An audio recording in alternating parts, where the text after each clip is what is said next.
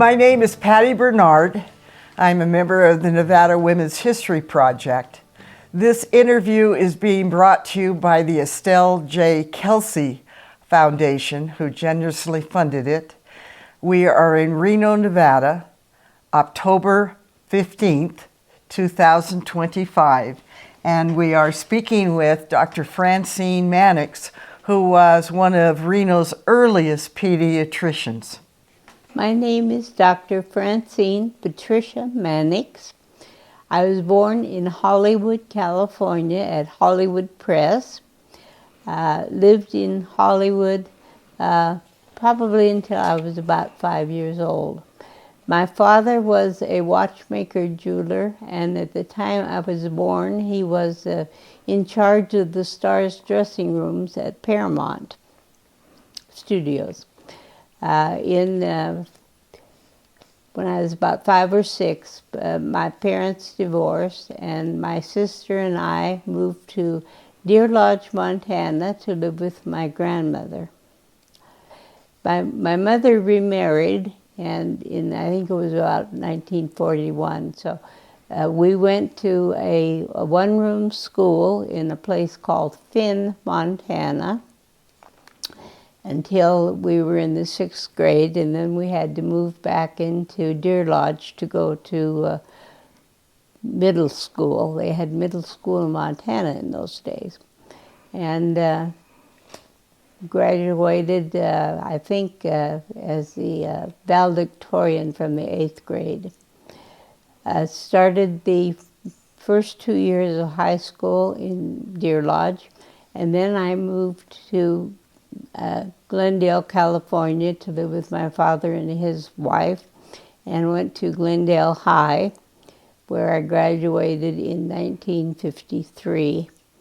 And in that year we moved to Reno when my mother remarried. And what were your parents' names? My father's name was Joseph, and my mother's name was Frances. Her maiden name was Breeding, Breeding. My father's last name was Masley, Masley. So then you were adopted, or did you just simply change your name? No, my Ralph Mannix adopted me and my sister, so we went from Masley to Mannix. And we lived on a ranch about 20 miles from Avon, and Avon is about 20 miles from our ranch, which was by the Nevada Creek Dam.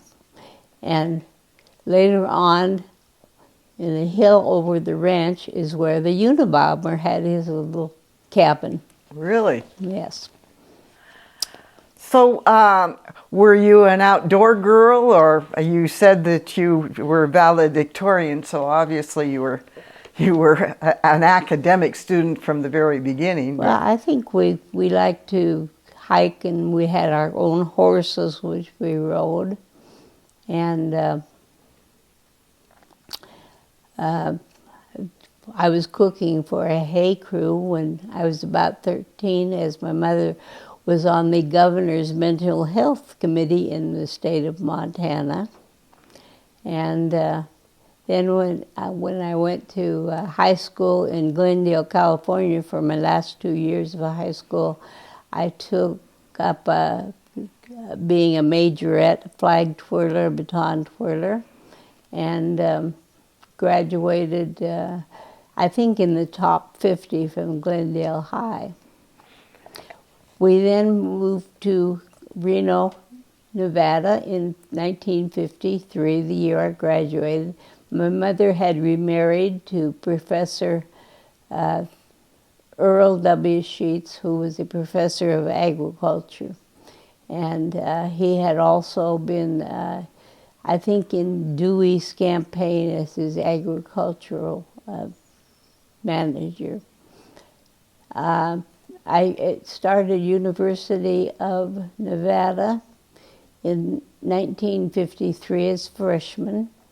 I worked at KZTV, which is now KOLO TV, started out as a receptionist, and then went on to become what they call the log person. You booked all the shows and put the people that advertised in on their 1 minute or half a minute breaks. Graduated, it took me 5 years. I was a Gamma Phi Beta sorority girl. Graduated in '58, and at that point I did receive my acceptance into USC School of Medicine, which is now the Keck School of Medicine, which relates back to Nevada, who has the Keck family, I believe, the Mackey School of Mines. Well, let me take you back. You said that you were a recorder of all of the shows on KOLO or whatever it was. We did a daily log. So Bob Stoddard and Eve Lynn and all of those folks, I think Bob Stoddard was more KOLO radio. Oh. His mother, she was with me when KZTV became KOLO. And they took us up to the place on Mount Rose where there's video, or what do you call it, station is, on a sleigh that year. And then Betty Stoddard started a movie afternoon on KOLO TV. Were you there with Cactus Tom? I think Cactus Tom was more of a radio person. Okay, yeah, you're right. Tell us a little bit about UNR in the early 50s. I think there was about 1,500 students, and that also included night school. I don't remember, supposedly we had the place to eat in the building lower on campus. But I think I took a brown bag lunch. I had a sorority sister who worked at KOLO with me, and she didn't have a car, so she'd go to the university to bring the car back. Then I'd go up to the university. So that's how we did it the 4 years or 5 years I was at the school. Before I went to work at KOLO, I was also in the First National Bank of Nevada, assistant to the secretary of Jordan Crouch, one of the vice presidents. And then I also was transferred down to ICL, which was installment loan. And it was at Jordan Crouch's office that I met Harry Huey, who was the manager of KZTV then. Now, what was his name? Harry Huey, Huey. Huey. Mm-hmm. Obviously, it's grown. Can you remember some of the buildings that were? Well, the most famous building, I can't think of the name of it, it's as you come into the university right in the front there. The Clark Building? No, it doesn't sound right. Mackey School of Mines was there. Morrill Hall. Morrill Hall, that's right. That's the name of the building. You kind of redid it because we had our 50th reunion at Morrill Hall, and we sat out on the back of the Morrill Hall, what you call a grandstand or something. And it faced the quadrangle, which had all the trees and everything. At the end of the quadrangle was the Mackey School of Mines. Were there classes in Morrill Hall at that point? I'm not sure. I think it was in 50 years, I think it just kind of became a name, and I think they probably did have something. They also, I think, had the School of Nursing was being built when I was there, and there was the School of Agriculture, but we didn't get around to many of those places. And across the street, supposedly, was a cemetery across Virginia Street. I don't remember that at all, but everybody said, oh yes, it was there. Then they moved the cemetery. As a matter of fact, when I was there, they were exhuming all of the bodies so that they could sell the land. So You are now at a point where, did you apply to any other school, or was that specifically on your mind? UNR was the only one, and I did get a Fleischman scholarship for $100, which was a lot of money in those days. But your med school was... med school, I replied, let's see, Cornell, USC, University of Utah, UCLA. I got called to UCLA and to University of Utah for interviews. My uncle drove me to Salt Lake, and we didn't think anything about the time change, so I wondered why the group that interviewed me, I could tell there was something wrong. They said, well, you were an hour late. So anyway, I'm glad I didn't get to go to University of Utah because I wound up at USC. And why pediatrics? Well, I wanted to be a neurosurgeon or a psychiatrist. The first week in medical school, we were in an auditorium and they had a psychiatrist, and I thought, oh, he's kind of screwy. And then they had the grand old man of pediatrics, and he had a mother and a baby, and that was it. That's when I wanted to become a pediatrician. And that was where? USC. At USC. Campus. So you didn't, when you first went to med school, you had not decided on a specialty? No, as I say, I would think I wanted to be a neurosurgeon or a psychiatrist, but that changed that day in that hall. Wow. And so you are now in med school, and what was that like in the early 50s? Well, I had to take out some government loans, and I didn't really have time to work because medical school took, your classes every day, and then you had to learn all this stuff at night. And the first year I lived on campus with a group of undergraduates who were mainly drama students, so that was quite interesting. This second year, I think I lived in Pasadena, and the third year, probably Burbank. The first year home from the break during the summer, I dealt the blackjack at the Nevada Club.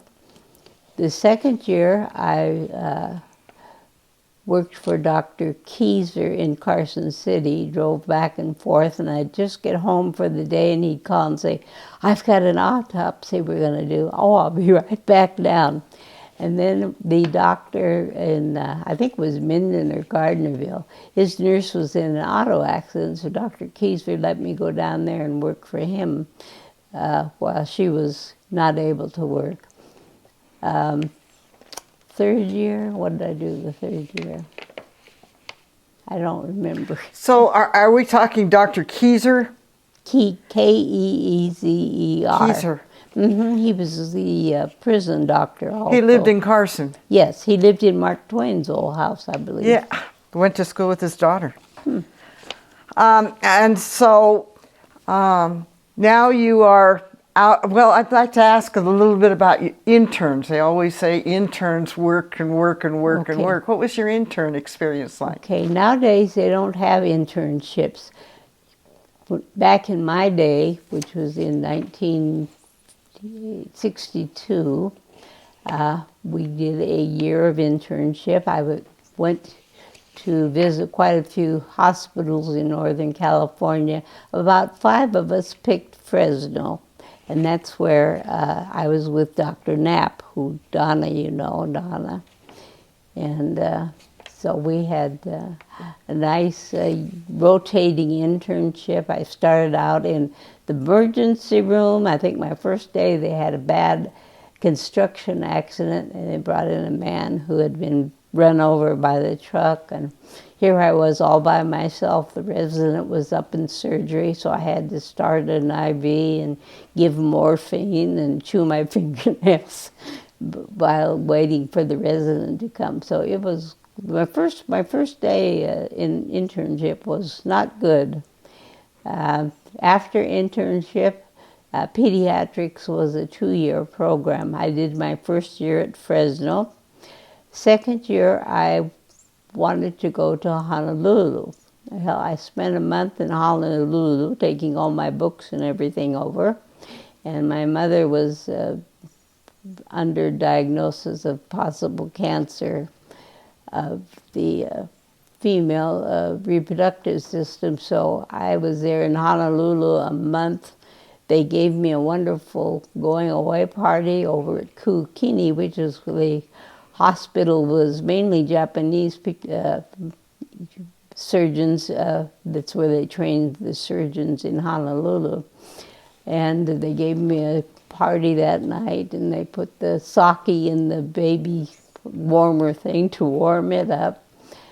So I came back to the States, and this time, my second year of internship, I did at Los Angeles County Hospital, which was about 15 stories high, and quite a difference from what I had experienced in Fresno. We had to come through a tunnel at night, which was scary. If you got called into something, you had to go to the nursery or something. That was very, very scary. But I managed to get through my 2 years of pediatrics, and I came home and started practice in 1966, right across from Washoe Medical Center, where until I got my patient load built up, I put in some shifts at the Washoe County ER. Because I had taken a rotating internship, I had worked with adults, so that helped a little bit. So did you have any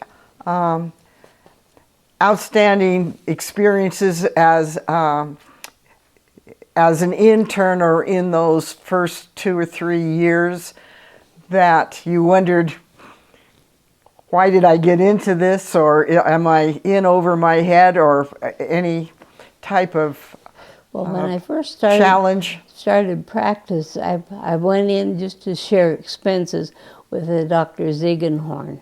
I think we were in practice together about 4 months. He went into the emergency room thinking he had the flu, and he had a massive coronary and passed away. So then I was on my own. And that's when I started thinking, how did I get myself into this? But I had a wonderful nurse who I stole from pediatrics at Washoe, and her help, being a nurse for many, many years, helped me. She had to chase me down the hall once, so to give me a tetanus shot.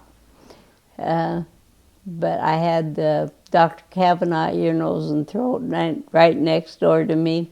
Dr. McClellan, surgeon, 2 doors down, and that was wonderful. We had Dr.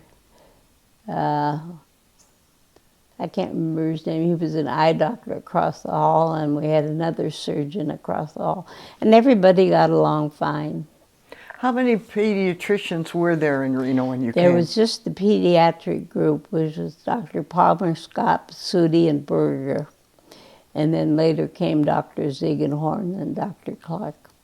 But I was probably the first woman pediatrician to stay in Reno, and I was probably the second woman physician in Reno. Wow. This is back in 1966-67. I also, on Fridays, would go to the health department and run the crippled children's service. And also I had the state mental hospital. I was on that staff to take care of babies, occasional babies. Mm-hmm. So the crippled children's part of that, hadn't they just begun? Yes, I think it had just started at the health department. Dr. Berger, the pediatrician, he was kind of the cardiologist for the group, and one of the most wonderful pediatricians I think we've ever had in Reno. He used to do some magic tricks for the kids. He didn't get along with the parents too well, but he loved the kids. Francine, did you have any role models or people that helped you along the way that you admired and thought a great deal about and influenced your life? I think my stepfather, Dr. Sheets, kind of encouraged me to go into the scientific field. When I got in medical school, we had one female physician who I think there was still a lot of animosity towards women, and the year that I entered USC was the year they took 6 women, which was the most women they've ever taken at once. So things were starting to change a little bit, but there were still a lot of the men professors who we could tell did not want us women there, but we had a few female physicians that had some position on the faculty who encouraged us, and we all got through it. Did you find that in Reno also? Yes, when I first came, there was no place for women to change. If we had to go to a cesarean section and had to, change out of our clothes into the hospital gear. And so I used to have to go to the nurses' dressing rooms. I remember one family, I had to admit the child to the hospital, and the husband was really, I could tell, didn't want a female physician, but about a year later, I received some roses, and it was from him, and that made me feel so good. But there were a lot of the men doctors just still didn't accept us. What about your clients? Obviously, your woman is going to pick the doctor for their child, but did you have any problem with husbands? Oh yeah, as I say, there were a few husbands we could tell didn't like us, but the mothers didn't care. At the end, I think I got along with most of the fathers. Was there a camaraderie amongst women doctors, whatever specialties there were? Like women attorneys or women, and legislators, you kind of get together? There was one woman attorney at that time. And women doctors? And maybe just one OB-GYN when I came that I can remember. Not being married, I didn't, I don't know, we didn't have much... in common? Yeah. Okay. If I was invited to one of the pediatricians' birthdays one year, and maybe a Christmas party one year, but mainly the married ones stayed together. Correct. That would make sense. Obviously, you feel like your life you have made contributions. And what are the contributions you think that you made in your life in the city of Reno and in medicine? Well, I think the County Med Association, I was on committees, mainly public health, I believe. I think I did make a contribution there. In what way? Voting for certain things. It's been too many years, I don't remember, to tell you the truth.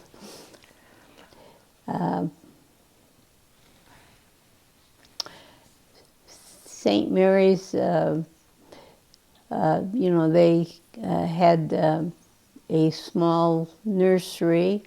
I think I was one of the pediatricians that when I moved over to right next to St. Mary's with my new office, I think I contributed to St. Mary's because a lot of my mothers that had been with me before I moved, they wanted to have their baby at St. Mary's.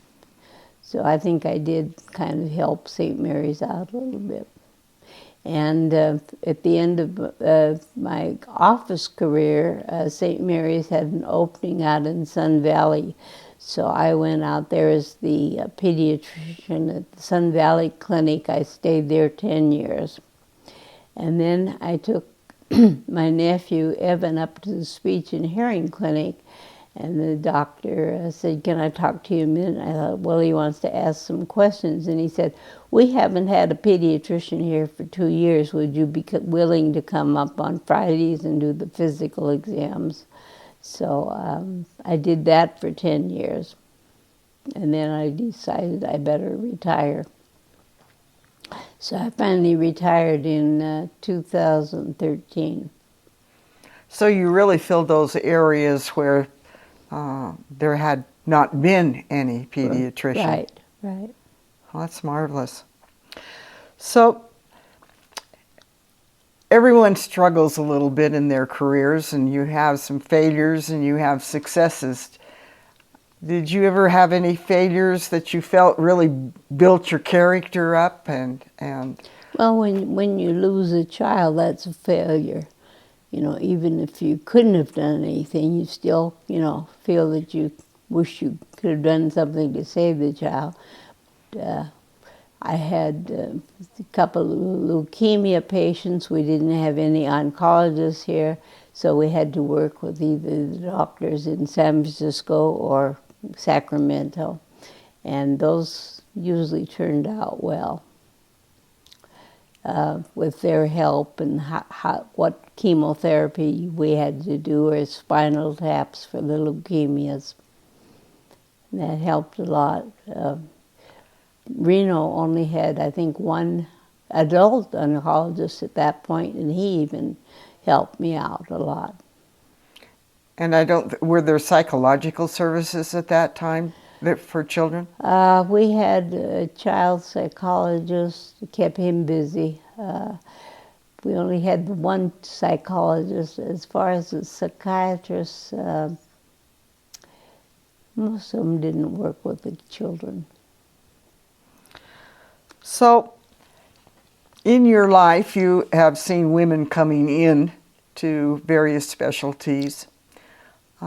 For a young woman or man, what kind of advice would you give them in going into medicine? Try and go in with a group. Don't do it by yourself, which I did for, I think, 20 years before I joined the call group with the pediatric clinic. And I think don't get yourself too into these $1 million houses and your Cadillacs and all that until you really have a good bank account. Otherwise, you're going to be in trouble. Always, I think, form a friendship with your patients. That if you meet them in the grocery store or someplace, you say hello and know each other. And I had some patients that even cried when I left Sun Valley Clinic. I was walking around Virginia Lake. "Oh, Dr. Mannix, why did you leave us?" That made me feel bad. Is there something that I haven't asked you that you would like to add to this interview? Well, once I retired, I could finally join some of these places I wanted to be. Like, I'm a docent at the Nevada Historical Society. I'm a member of HARPS. I'm a member of God Club, which means the good old days. And that kind of goes back to when I was at KZTV, KOLO TV. Everybody, though, that worked there now has passed on, I believe. I was a member of the Naval Reserve when I was in college. I was yeoman second class. And I always kind of joined the Naval Reserve in case there was no way I could afford to go to medical school. But that worked out well because by then you could take government loans.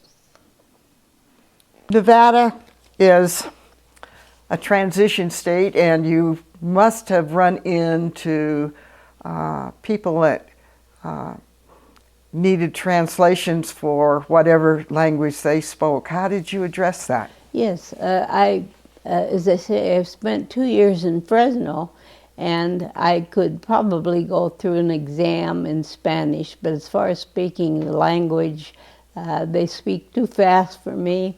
When I came to Reno, I didn't have many Hispanic patients in my practice, although I did have some, and I had some Vietnamese, and but most of the time they spoke fairly good English, and we got along okay. When I left my practice and went out to St. Mary's and Sun Valley Clinic, I'd say 90% of our patients were Hispanic.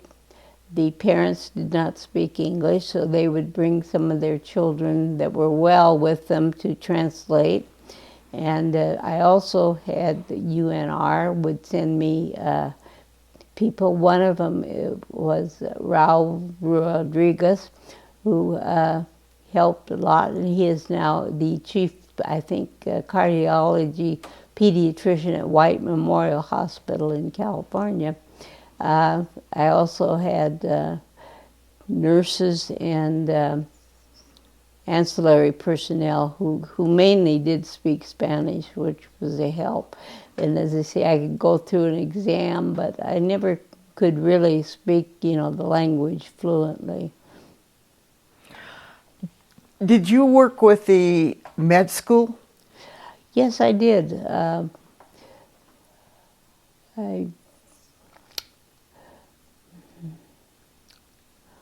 I don't remember. I did have some part in it for a while, but I can't remember what I actually did. I think it was mainly taking some of their students out to the clinic, and I also had students from the nursing school and the med school in my office when I was across from St. Mary's. And so, in summation, how would you like to be remembered? Just as a good pediatrician that really enjoyed, especially the little ones, up until about age 3. I liked them the best. I didn't feel too comfortable after all my years in practice seeing young men sitting out there with a beard, because I didn't remember my adult medicine that much. But I just want to be remembered as a good pediatrician. That if the mother called and the child had a temperature of 104, you don't say, give him an aspirin and we'll see you tomorrow. You say, come in now. And that was really, I think, sometimes pretty unusual. Yes. Yes, and sometimes I would even answer my own phone, which was even more unusual. Thank you very much for your time and for your memories. Thank you.